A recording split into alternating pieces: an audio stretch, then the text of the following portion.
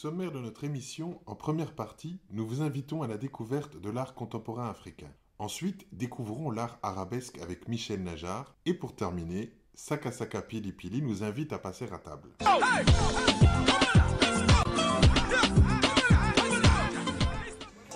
Aujourd'hui, au restaurant India Matangé, Monique ouvre ses portes au poète et écrivain Jean Bofane, à l'artiste bédéiste Barli Barouti et au footballeur international Ibrahima Kamara.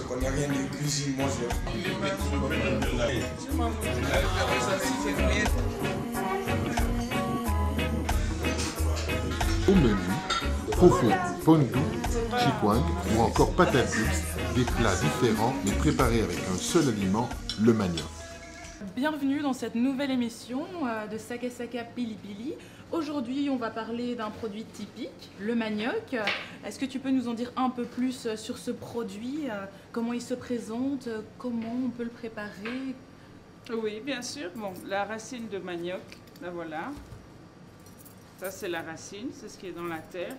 Et ça, c'est la feuille de manioc. C'est la même plante. Et alors, ces deux plantes-là sont la base quotidienne de l'alimentation, en tout cas à Kinshasa.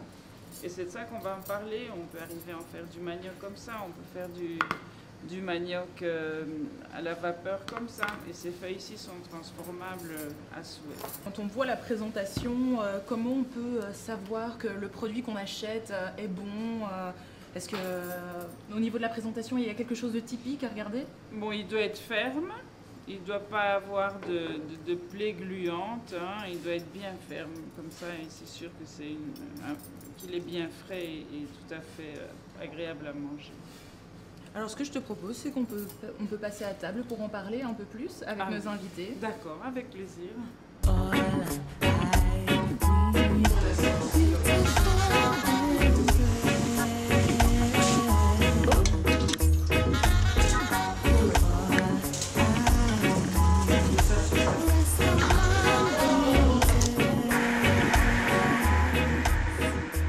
Est-ce que le manioc prend du temps dans sa préparation?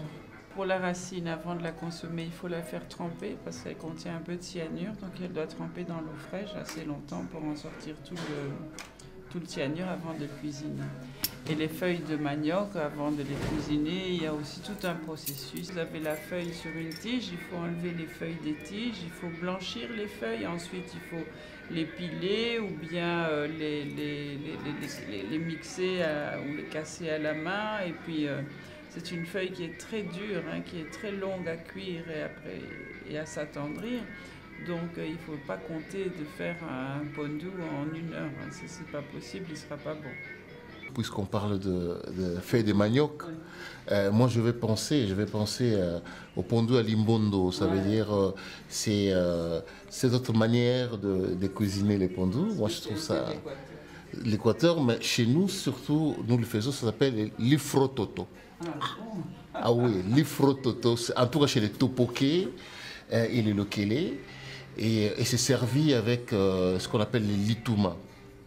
Ça veut dire cette mixture de manioc justement et de bananes. Et c'est quelque chose que moi j'adore.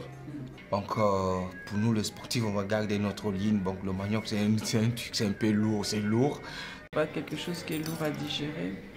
Par contre, la préparation la plus light serait, je crois, au moment où on la sort de l'eau, après qu'elle est trempée, juste la cuire à la vapeur, comme ça c'est l'idéal. C'est l'idéal. Et donc voilà, tout ce qu'on peut faire à base de manioc. Merci Monique.